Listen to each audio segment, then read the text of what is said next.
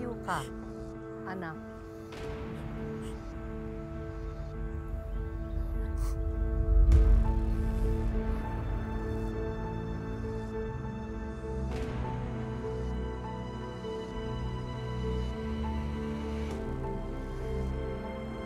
Sino po kayo? Ako si La Verdad. Ako ang katotohanan. Ang pananampalataya ang isa sa mahigpit na nagbubuklod sa isang pamilya at nagbibigay rin ng pag-asa at lakas ng loob na malagpasan ang anumang pagsubok. Pero paano kaya kung ang pananampalatayang ito ay unti-unting mawasak at magtulak sa isa sa inyo na pumanig sa isang baluktot at bulag na katotohanan? Tungkol dyan ang ating bagong 2-part episode dito sa Tadhana.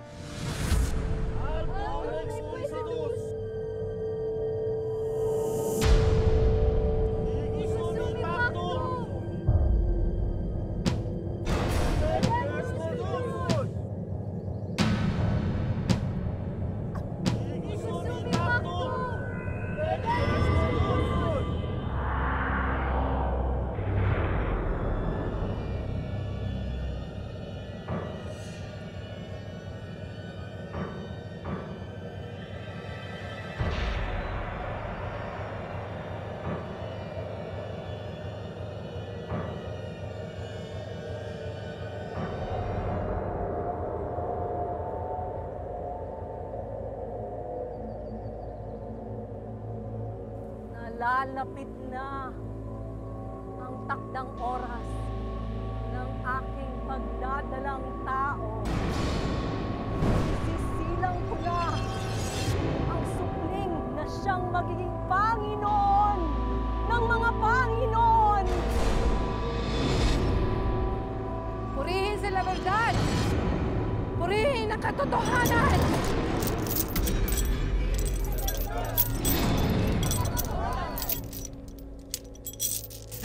Mahalin mo kayo!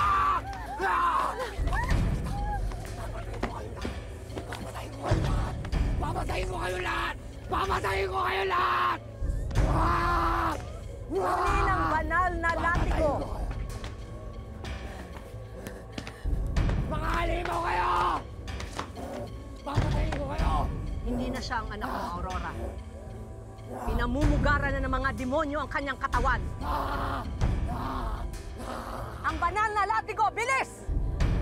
Mahalin mo kayo!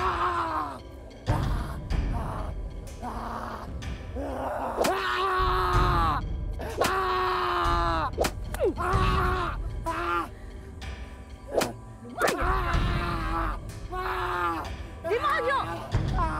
Demonyo!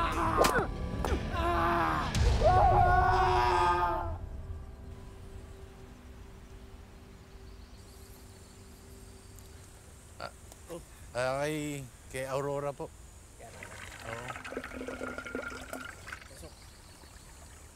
Ma! Anak! Naku! Naku, Mateo, naku, anak ko, miss na miss kito. Hindi ko alam na darating ka. Teka, paano mo nalaman na nandito ako? Kinausap po si Aling Nelia. Kwento niya na lahat sa akin. Grabe pala higpit dito ng mga gwardiya mo, parang gwardiya civil. Pag di ko pa sinabing Aurora Baltasar, hindi ako papapasukin. Ay, naku anak, talagang mahigpit dito. Pero kung may kaibigan ka na gustong dumalaw naman dito, pwede naman. Si Clara, padalawin mo dito. Sabihin mo lang ako, bisita ko siya. Thanks, man. Oo nga pala, ma. Matagal din tayong hindi nakapag-usap. 1 year din eh. Bakit ka nandito? Anong nangyari? Aurora! Pasa na naman na tubig. Eto na, sige na, susunod na ako. Sige, bilisan mo lang. Oo. Naku anak, mahabang kwento eh. Halika, sumama ka na lang sa akin para makita ng dalawang mata mo ang milagro ng mahal na La Verdad. Halika na. Halika, sumama ka na. Mamaya ako napapalitan.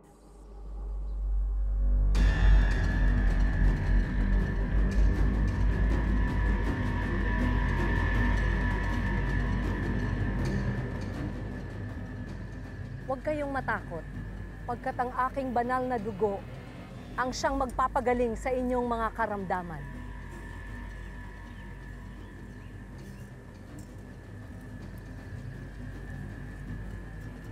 Mahal na Bernard! Mahal na Bernard! Mahal na Bernard! Iligtas mo po ang aking kapatid. Ano ang nangyari sa kanya? Bigla na lang po siyang nawala ng malay. Ang hinala ko, kinukulang po siya. Ne! Ne!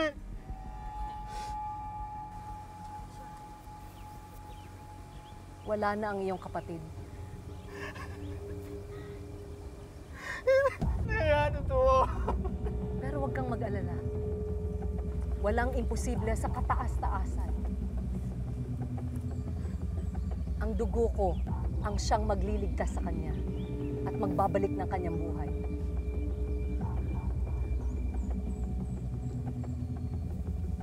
Tanggapin mo, anak, ang milagro ng banal na dugo, ang himala ng kataas-taasan.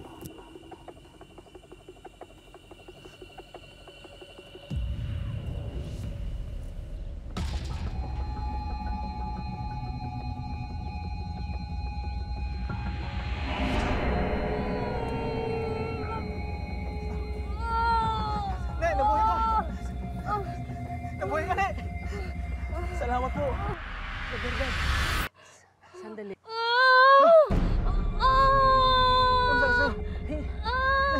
Hindi pa siya tuluyang pinapalaya ng mangkukulam.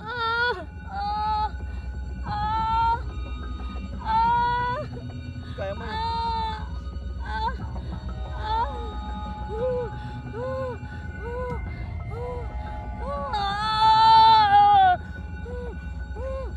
Tiisin mo lang. Ikaw ba ang nagpapahirap sa kanya? Kung hindi mo titigilan ang pagpapahirap sa anak ko, handa akong parusahan ka!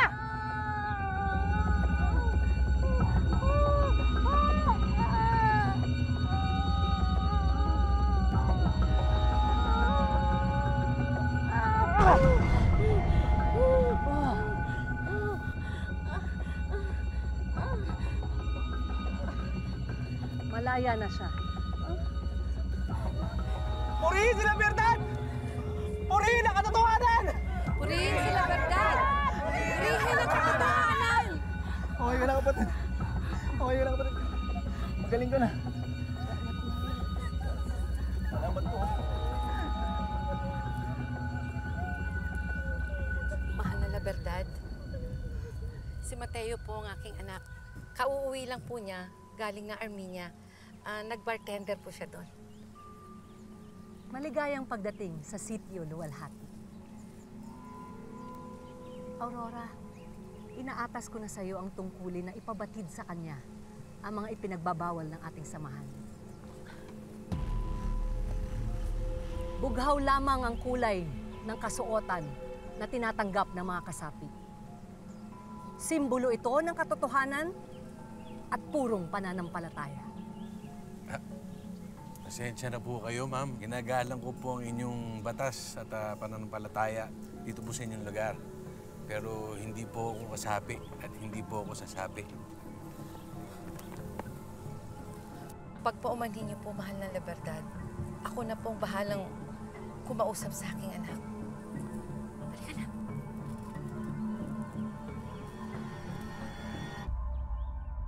Wala ka pa rin pinagbago. Naku, pogi pa rin talaga ang panganay ko. Kwentuhan mo nga ako. Ano ba nangyari? Bigla kang umuwi. Ma, kasi 1 taon na akong walang trabaho sa Armenia.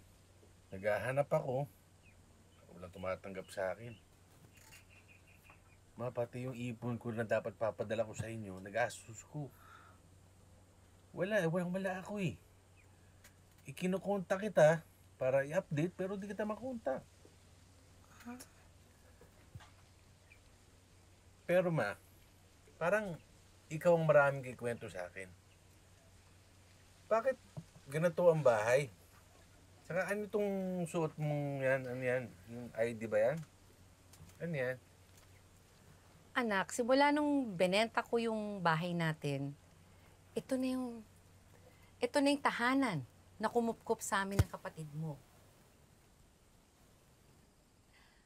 Maraming salamat sa mahal na La Verdad. Kundi dahil sa kanya, hindi namin alam kung saan kami tutuloy ng kapatid mo. Eh, di ba kulto sila? Ba't ka umanib sa kanila? Isang banal na samahan to, anak. Pag sumali ka dito, mabibigyan ka ng magandang buhay. Hindi ka pababayaan. Si Liberdad, ang naging sandalan ko nung nawalan ako ng pag-asa. Ma, meron tayong Diyos na sinasamba. Diba? Ako, sa Armenia. Nung nawalan ako ng pag-asa, siya lang ang kinapitan ko. Kung wala ang Diyos, malamang sumuko na ako sa dama ng problema ko, ma. Diyos? Diyos na pinaniniwalaan mo? Diyos na pinagtatanggol mo? Hinayaan niya ako maghirap mag-isa. Nasaan siya? Nung mamatay ang tatay mo, nasaan siya? Nung mabaw tayo sa utang, nasaan siya? Nung kailangan namin siya ng kapatid mo, nasaan siya? Walang kwenta yung Diyos na pinaniniwalaan natin!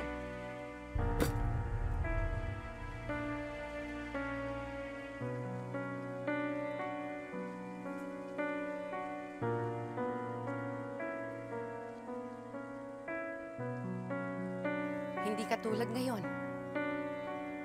Lahat ng kailangan natin ay pinagkaloob ni La Verdad. Hindi niya ako pinabayaan.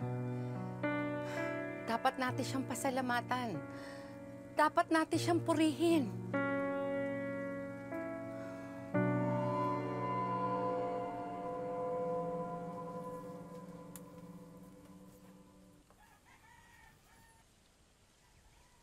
Ma? Si Ian.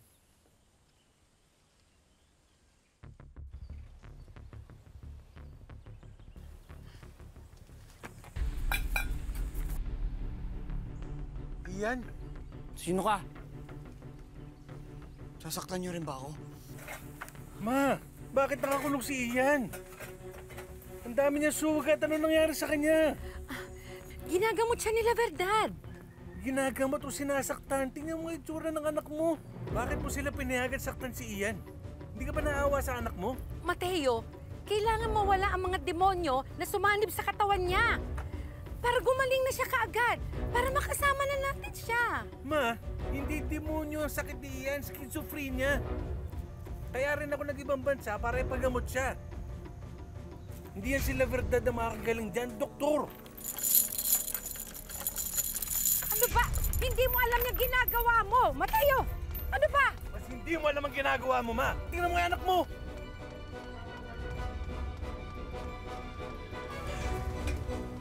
Ian? Sino ka? Ian? Si Kuya Mateo, Ian. Sasaktan mo din ako?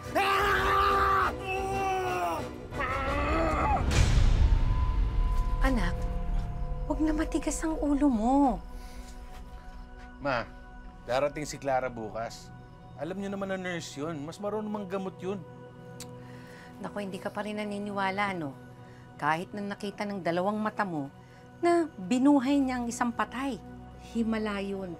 Kaya niyang gamutin kahit anong klaseng sakit. Maraming salamat, mahal na Verdad.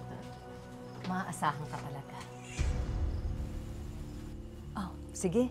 Mag-iingat ka, ha? Magpagaling ka. Mahal na La Verdad, magpapagamot po ang aking anak.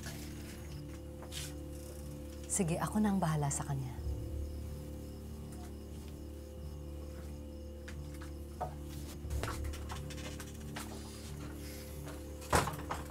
Inabisuhan ka na siguro ni Aurora. Hindi na ang kaluluwa ng kapatid mo ang nananahan sa kanyang katawan. 3 demonyo ang nagpapalitan ng paggamit sa kanyang katawan. Ginagalang ko po ang paniniwala ninyo. Pero may sakit po sa pag-iisip ang kapatid ko. Hindi siya sinasaniban ng demonyo. Hindi ba mas demonyo Ang taong nananakit at nangkukulong ng taong may sakit. Pinaparatangan mo ba akong pinahihirapan ko na walang dahilan ng kapatid mo? Kung sa bagay, binulag ka ng Diyos-Diyosan mong hangal. Pero hindi pa huli ang lahat. Sumapi ka sa aming samahan at ililigtas ka ng kataas-taasan. Hindi na ho. Ang Panginoon ko, hindi nang argabyado ng tao. Eh ikaw, yung Panginoon mo, ano? Lapastangan ka? Binabastos mo ba ang kataas-taasan? Ha? Ha? Binabastos mo? Napakasama mong tao. Ha? Ha? Ito ang dapat sa'yo. Ha? Ha? Ha?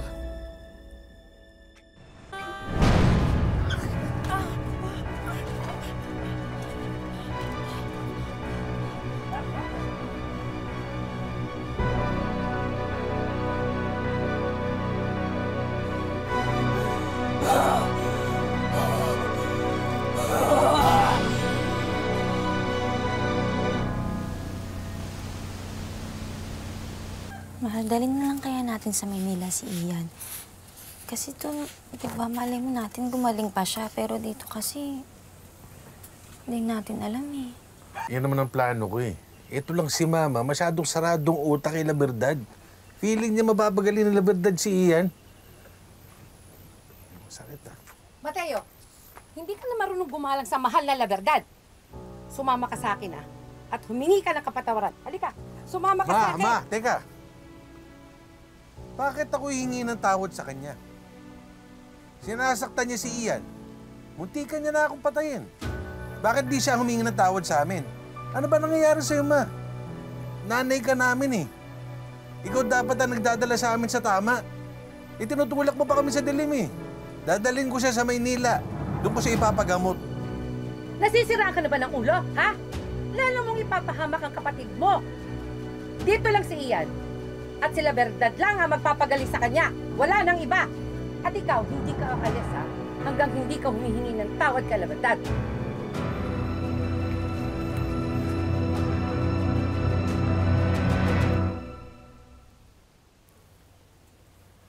At ang aking banal na dugo ang magiging pananggalang sa anumang uri ng sakit. Inihalo ko ito sa banal na tubig at nilagyan ng orasyon. May kakayahan din itong magpalayas ng masamang espiritong nagtatangkang umagaw sa inyong katawan. Umaasa akong lahat ay makakainom nito. Araw-araw, 3 beses ito iinumin. Salamat po, Laberdad.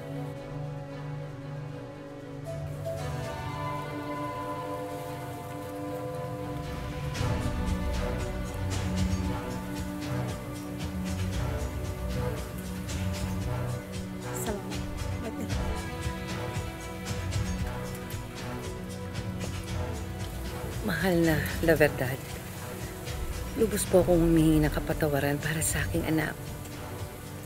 Alam mong palaging may puwang ang pagpapatawad sa akin. Ang walang puwang, ang kasamaan. Mas lalo mong kailangang hikayating umanib sa atin ang panganay mo. Kailangan din nating gawin ang ritual para sa bunso mo bago tuluyang angkinin ng demonyo ang kanyang katawan. Ipainom mo ito sa kanila.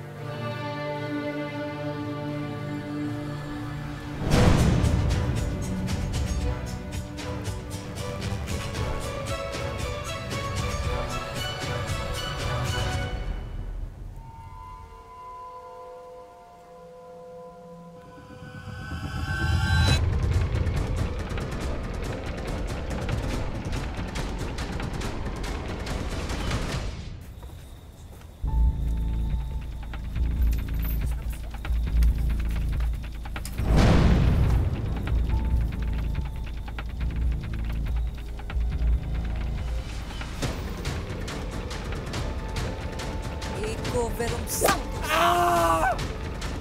Altum Exquisitus! Altum exquisitus! Ego sumifac! Mahali mo kayo! Sugutus di Diyos!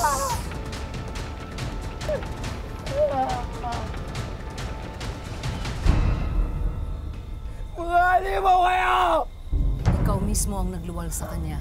Kaya ikaw may kakayahan tuluyang paalisin ang 3 demonyo na sumanib sa katawan ng bata na yan.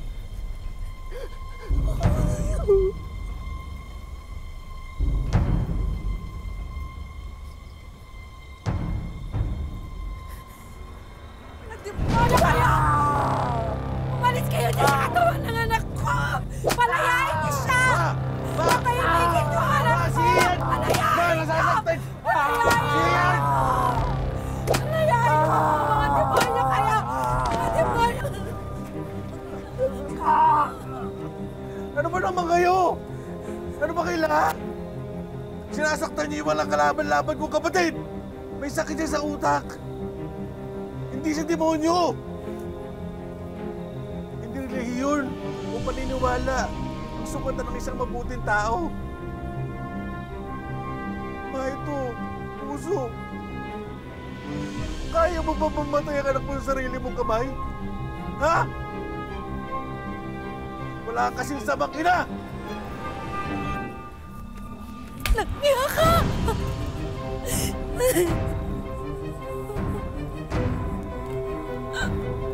Kuya. Si Kuya. Si Kuya.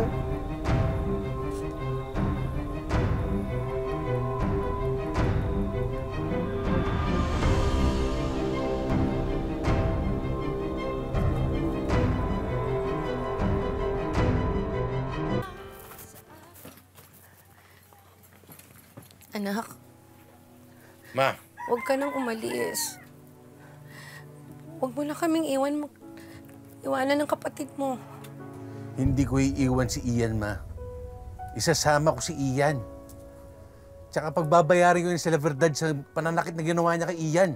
Magpa-file ako ng kaso laban sa kanya. Kaya sumama ka na sa amin, Ma. At magsimula tayo ng bagong buhay, parang awa mo na. Tingnan mo yung tsura mo, oh. Ma, magbalik loob ka na sa Panginoon. Hindi pa huli ang lahat. Wala akong nararamdaman. Ma, kaya wala kayong maramdaman. Kasi wala kayong pananampalataya sa puso. Pamilya ka namin, eh. Kailangan ka ng mga anak mo. Mama ka sa amin, Ma.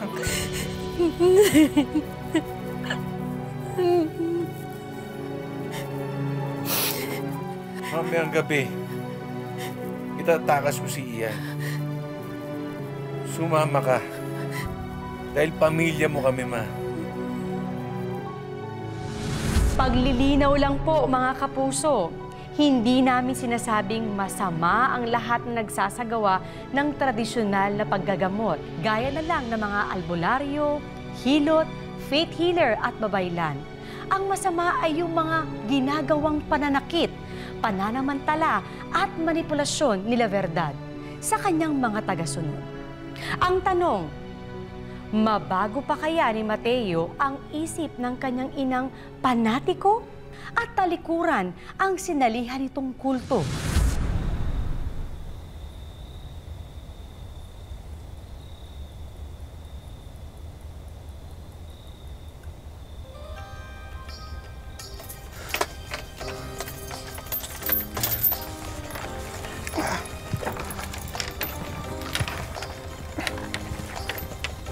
Ian, nandito na si Kuya.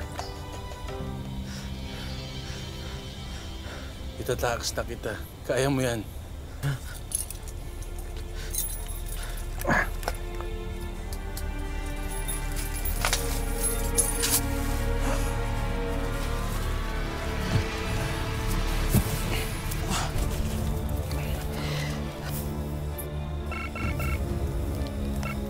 Hello, mahal. Mahal, palabas na kami, ha. Antay ka na. Oo, mahal. Papunta na rin yung tricycle driver para sunduin tayo. Mag-iingat kayo dyan, ha? Okay, bye-bye.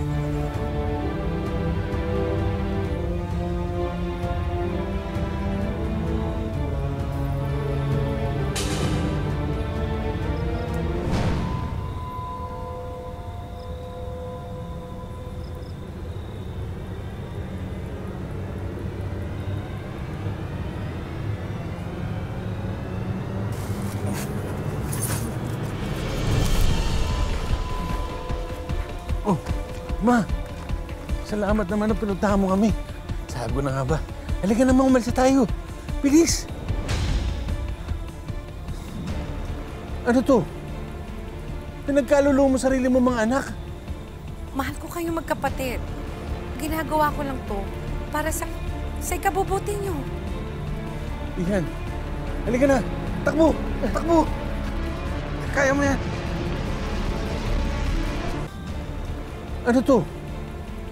Pinagkaluluwa mo sarili mo mga anak. Mahal ko kayong magkapatid. Ginagawa ko lang to para sa ikabubuti niyo. Iyan, halika na. Takbo! Takbo! Kaya mo yan.